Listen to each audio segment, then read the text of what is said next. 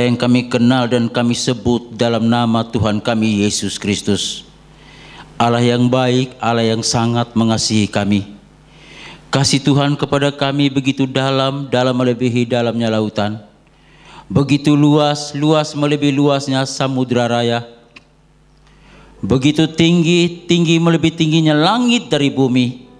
Bahkan begitu indah melebihi indahnya pelangi. Oleh karena kasih-Mu lah yang memungkinkan kami ada sebagaimana kami ada saat ini. Kami telah memuji, menyembah dan mengagungkan nama Tuhan. Bahkan Tuhan memberikan peluang bagi kami untuk memberikan persembahan, di mana kami sadari setiap apa yang kami miliki datangnya dari Tuhan dan kami pulangkan bagi kemuliaan nama Tuhan. Oleh karena itu Tuhan urapi kami semua.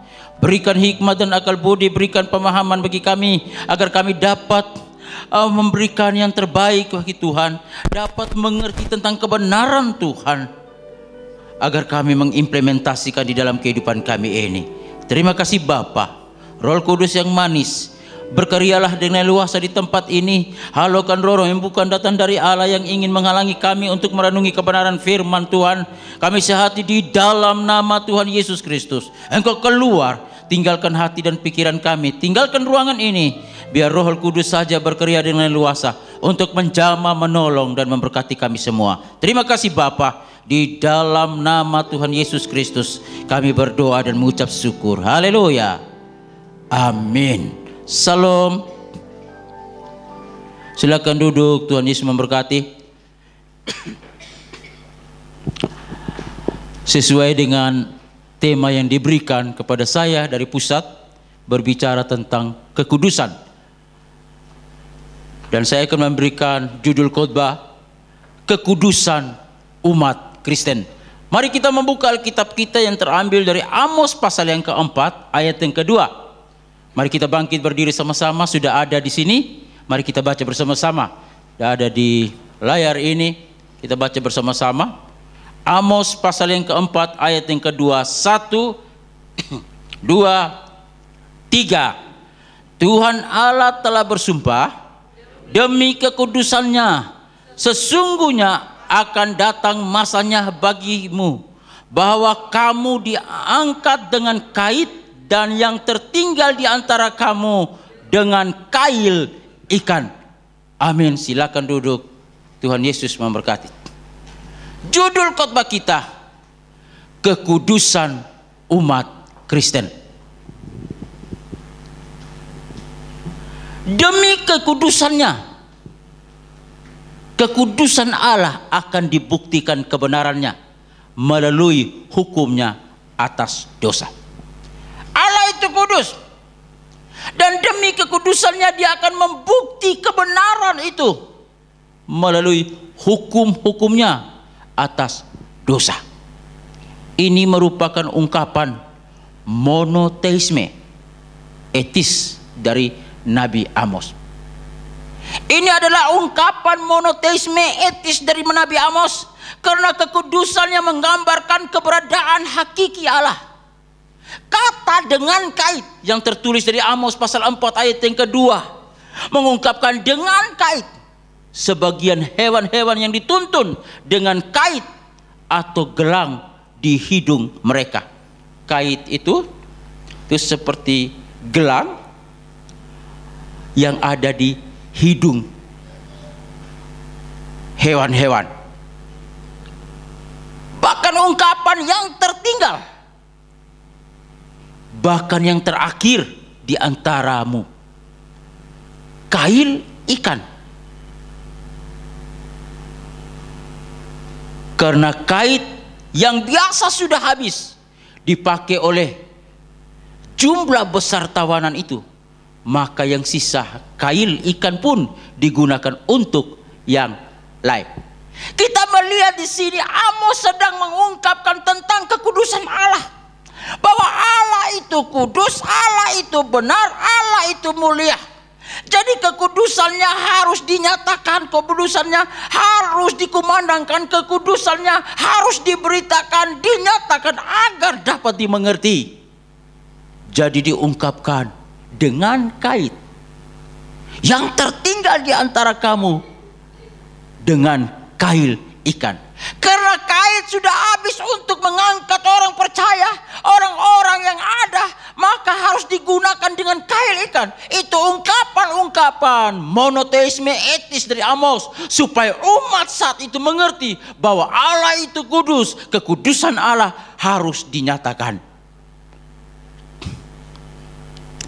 Persoalan yang paling besar pada zaman akhir ini, terus bukanlah kemajuan zaman.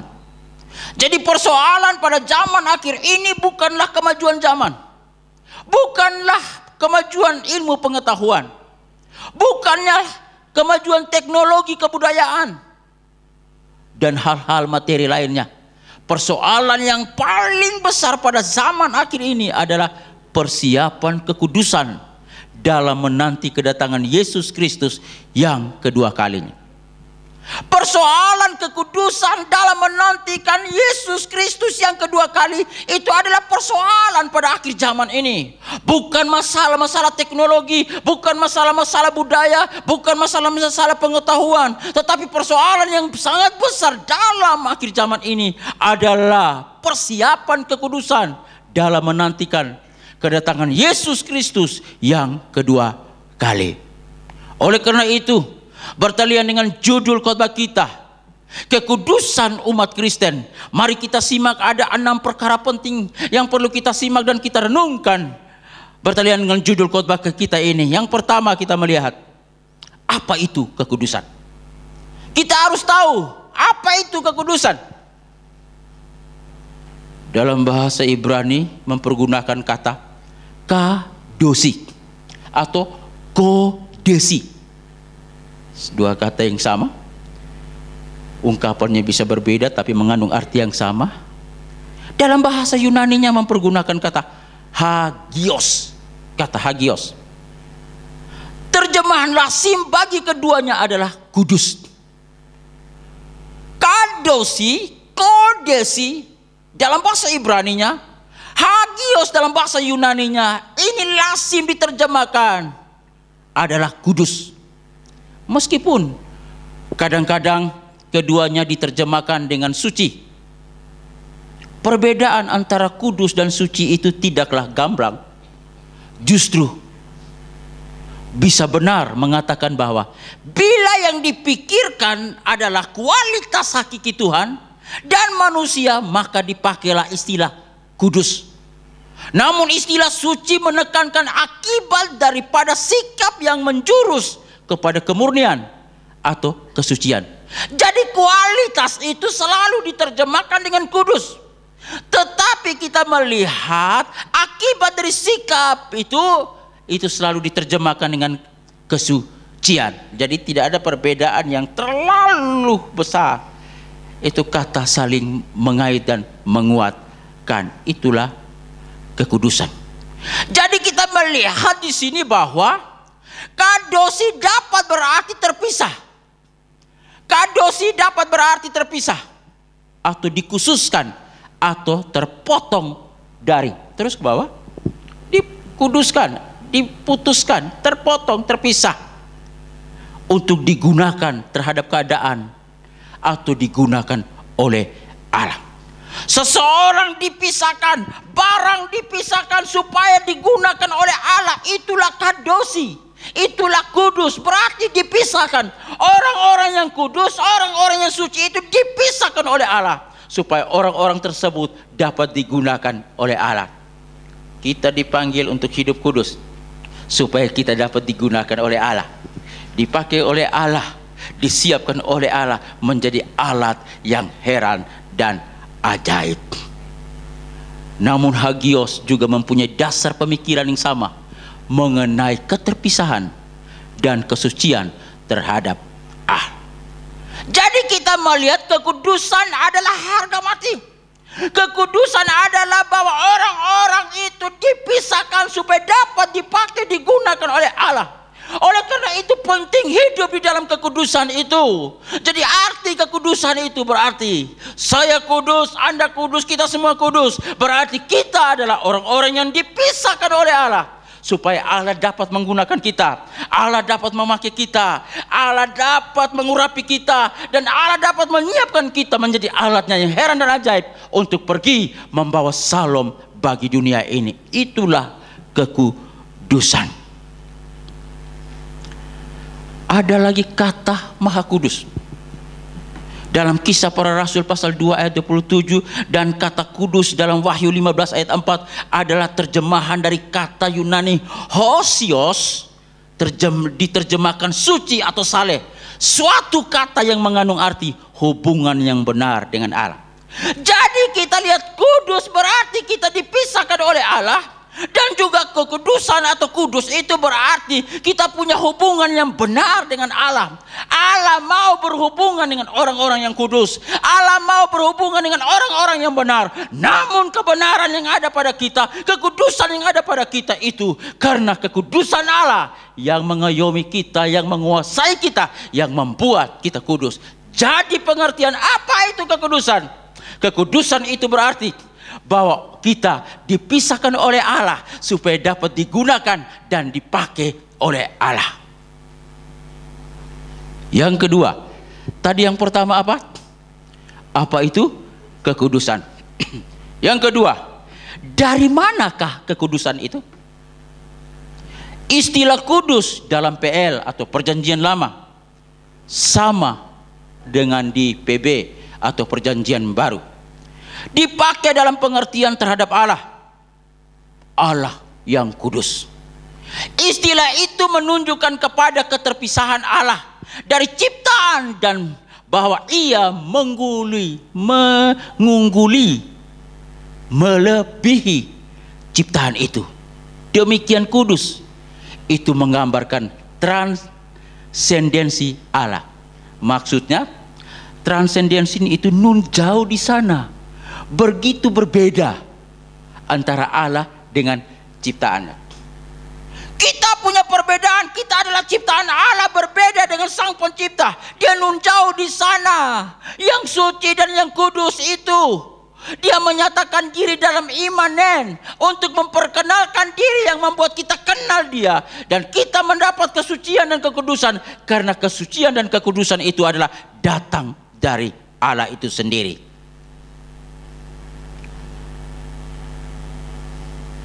Karena kekudusan Allah, maka bertentangan dengan ilah-ilah di dalam Keluaran pasal 15 ayat yang ke-11. Dia kudus, Allah yang kudus. Ilah-ilah zaman itu, ilah-ilah bangsa Yahudi, ilah-ilah bangsa-bangsa yang ada di tempat itu semua bertentangan dengan karakter dan sifatnya Allah.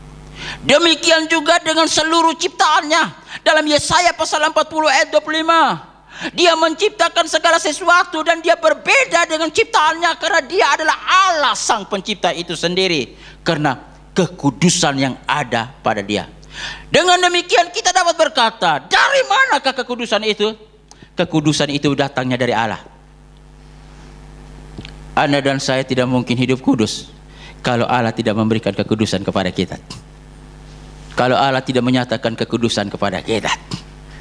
Jadi biarlah kita berkata, kalau aku kudus karena Allah yang memberikan kekudusan ini. Kita tidak usah menghardik orang lain, aku lebih kudus dari engkau, engkau kurang kudus. Tidak. Kita harus berkata, kalau kita semua kudus karena Allah yang menyatakan kekudusan dan berikan kekudusan kepada kita, yang membuat kita kudus. Kita harus dilihat diri kita kudus karena kita tahu Allah yang memberikan kekudusan itu. Kekudusan itu datangnya dari Allah. Yang ketiga, kita lihat, mengapa kita harus hidup kudus? Tadi yang pertama apa? Apa itu kekudusan? Yang kedua, dari manakah kekudusan itu? Dan yang ketiga, mengapa kita harus hidup kudus? Mengapa kita harus hidup kudus? Pertama, karena Allah adalah kudus. Kita baca dulu. Ini sudah ada di sini. 1 Petrus pasal 1 ayat 15 sampai 16. Kita baca bersama-sama.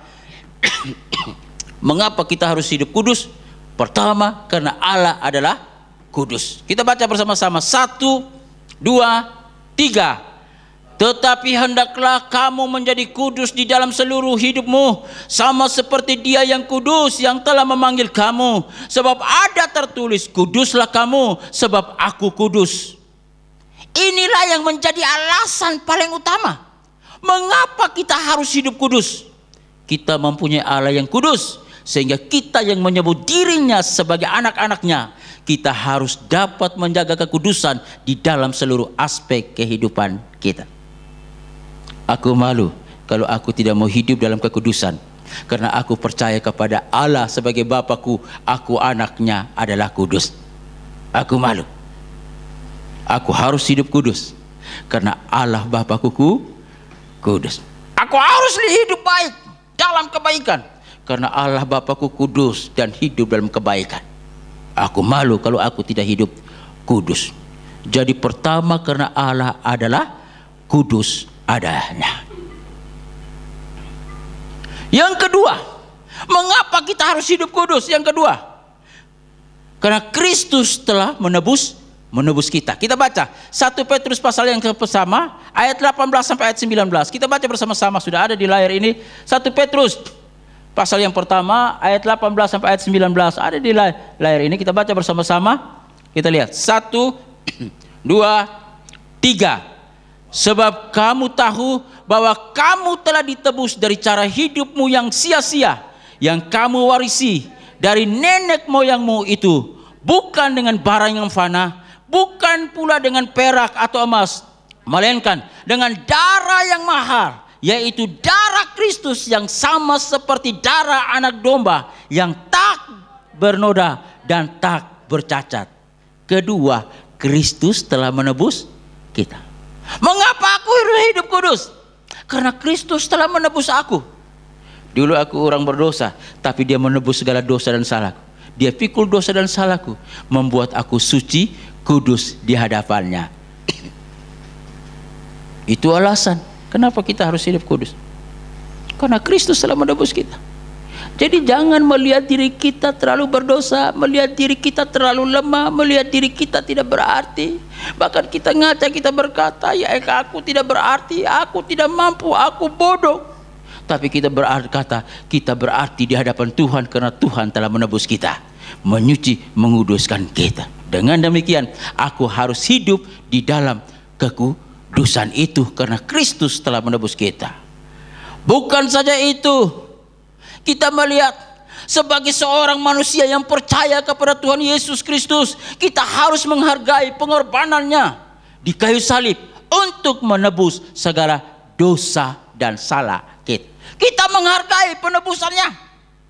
Dengan demikian kita harus hidup kudus di hadapannya karena kita menghargai penebusan Kristus, pengorbanan Kristus di atas kayu salib yang begitu mulia, begitu utuh dan kekal, yang memungkinkan kita kudus. Karena untuk mencapai kekudusan itu bukan karena dengan perbuatan baik, dengan amal baik kita, tetapi karena kasih karunia Allah, penebusan Allah yang memungkinkan kita kudus. Dia telah mengorbankan dirinya mengganti dosa dan salah kita. Kita kudus karena Dia yang berbuat supaya kita kudus. Kita malu. Anda dan saya tidak dapat mencapai kekudusan hanya dengan amal baik dan perbuatan baik. Tidak. Dengan pelayanan kita, perbuatan apa saja, kita tidak dapat mencapai satu kekudusan. Kekudusan itu karena pemberian Kristus, pengorbanan Kristus yang memungkinkan kita kudus. Itu adalah teologi Kristen. Teologi Kristen itu berbeda dengan teologi yang lain. Teologi yang lain berkata, aku harus berbuat baik, beramal baik, melakukan perbuatan baik untuk mencapai keselamatan, kekudusan dan keselamatan. Tapi teologi Kristen beda. Aku sudah ditebus, aku sudah diselamatkan, aku sudah diampuni, maka aku harus melakukan perbuatan yang baik. Jadi aku malu karena aku sudah ditebuskan, aku sudah diampuni. Kalau aku tidak terlibat dalam pelayanan, aku malu.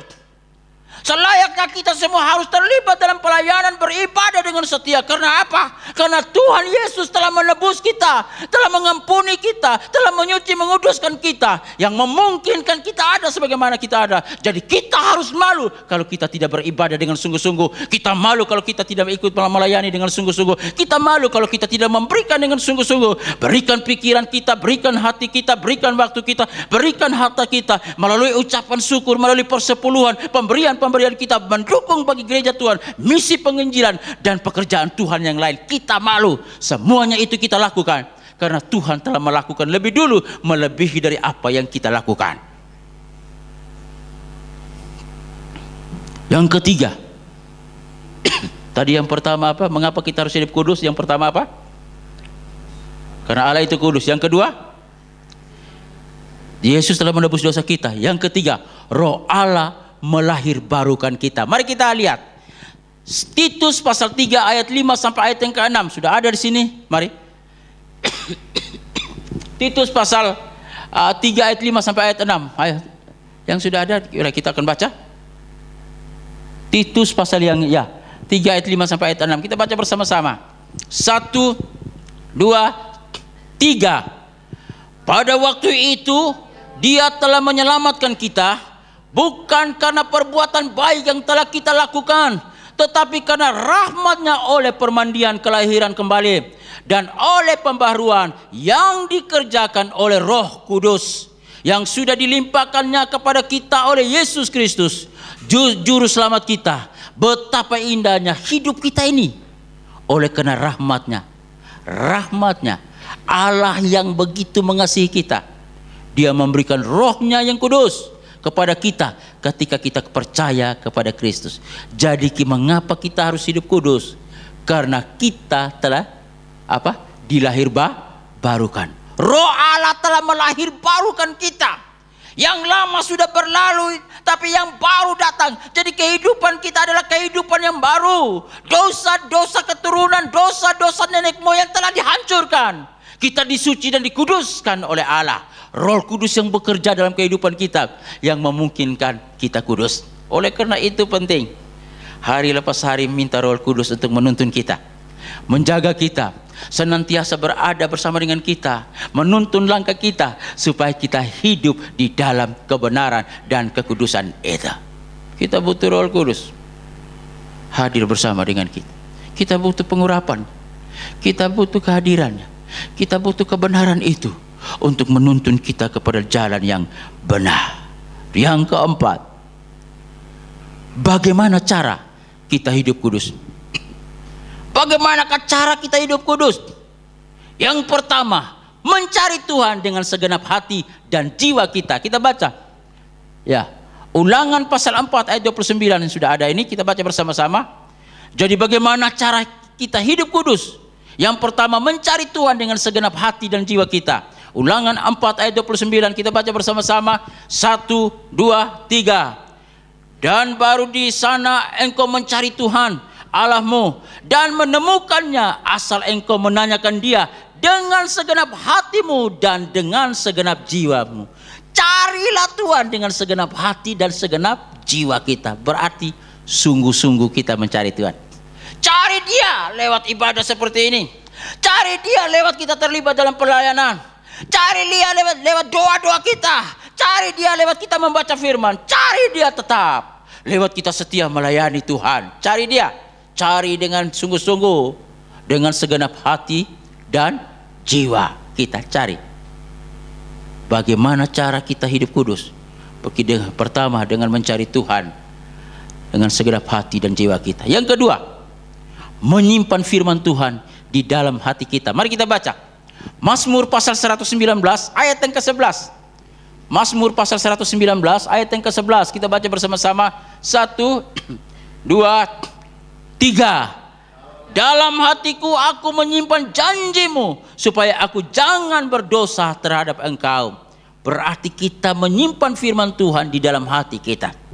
Taruh firman Tuhan dalam hati kita, melekat dalam hati kita. Kita ingat janji-janjinya. Kalau kita mulai khawatir, kita ingat janjinya bahwa Dia menyertai kita.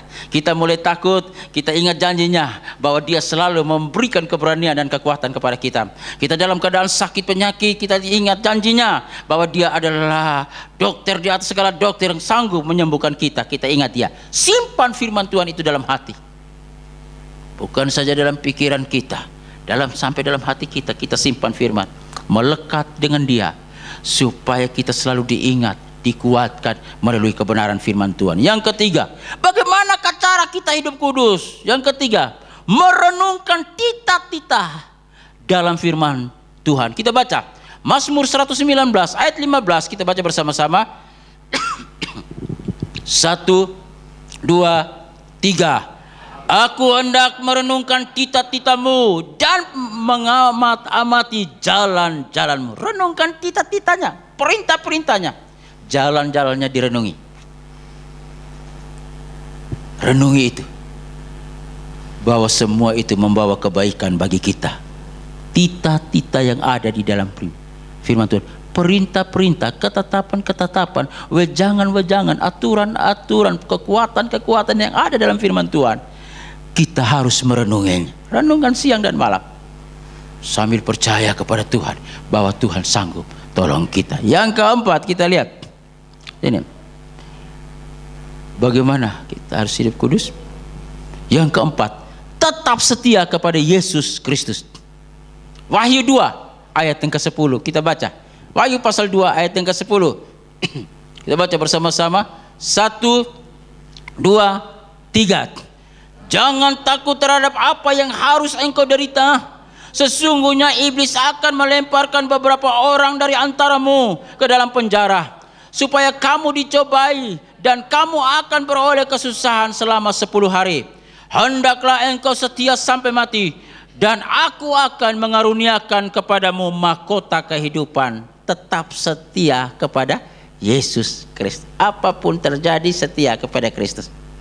Tentangan, persoalan yang datang, problema yang datang, persoalan dalam pekerjaan, dalam keluarga, hubungan dengan kekasih, dalam kita putus dalam hubungan, kita tetap setia kepada Tuhan. Hal-hal seperti itu tidak menghalangi kita, tidak dapat menghalangi kita untuk setia kepada Kristus. Setia saja, apapun terjadi, setia saja. Jangan karena seorang pria yang ganteng membuat kita alihkan kesetiaan kita. Jangan karena seorang wanita yang cantik kita alihkan kesetiaan kita dari Kristus dan kepada orang tersebut. Jangan karena jabatan, posisi, keuangan, harta dan kekayaan kita alihkan kesetiaan kita. Apapun terjadi, kita tetap setia kepada Kristus. Yang kelima, giat dalam melayani Tuhan dan sesama. Mari kita baca 1 Korintus pasal 15 ayat yang ke-58. Kita baca bersama-sama 1 Korintus pasal 15 ayat yang ke-58. Kita baca bersama-sama. 1, 2, 3. Karena itu saudara-saudaraku yang kekasih, berdirilah teguh, jangan goyah, dan giatlah selalu dalam pekerjaan Tuhan, sebab kamu tahu bahwa dalam persekutuan dengan Tuhan jeripayamu tidak sia-sia. Giat dalam melayani Tuhan dan sesama. Jeripaya kita pasti tidak sia. Tidak ada yang sia-sia kalau kita setia untuk melayani Tuhan dan sesama. Enggak ada. Dalam dunia bisnis, kalau melayani sesama disebut dengan servis dengan baik. Melayani. Kita melayani orang lain, kita melayani klien kita, kita mendapat keuntungan, kita diberkati. Itu kita berarti kita bekerja keras. Apalagi kita setia melayani Tuhan. Dalam melayani Tuhan, jeripaya kita tidak sia-sia. Dia menghargai kita. Pasti ada upah, ada pengharapan, ada reward, penghargaan yang Tuhan berikan bagi kita. Oleh karena itu, kita tetap giat dalam melayani Tuhan dan sesama. Di dalam gereja seperti ini kita melayani Tuhan, tapi kita melayani Tuhan melalui sesama kita, lewat sesama kita. Oleh karena itu tetap giat di dalam melayani Tuhan. Tetap giat di dalam melayani sesama. Saya ingat minggu kemarin saya berbicara tentang bagaimana kita harus lakukan menjalin hubungan dengan sesama. Saya masih ingat judul khotbah saya dalam minggu kemarin dalam pukul 6 pagi itu, yaitu tentang kehidupan pemimpin dan jemaat di akhir zaman. Bagaimana yang pertama itu menjalin satu hubungan antara pemimpin dan jemaat. Itu berbicara tentang pelayanan, servis. Kita harus melayani. Kita melayani Tuhan, kita melayani Yesus. Tetapi melalui kita melayani kepada sesama kita. Jemaat Tuhan datang, kita jabat tangan sampai senyum, itu adalah sebuah pelayanan. Dari rumah diomelin istri, diomelin suami, diomelin pacar, waktu ketemu di jalan karena mau ke gereja, diomelin sampai di gereja. Penerima tamu jabat tangan dan sambil senyum. Itulah sebuah pelayanan. Tadi dia cemberut, tetapi sudah diberikan senyuman, maka dia akan berkata, tadi aku diomelin, tapi sekarang penerima tamu punya senyum yang begitu mantap. Hatiku sukacita dan gembira. Dan dia masuk ke di gereja, dia melihat pendetanya tersenyum kepada dia. Pendetanya udah hitam tapi manis adanya, tersenyum kepada. Itu sebuah pelayan. Kita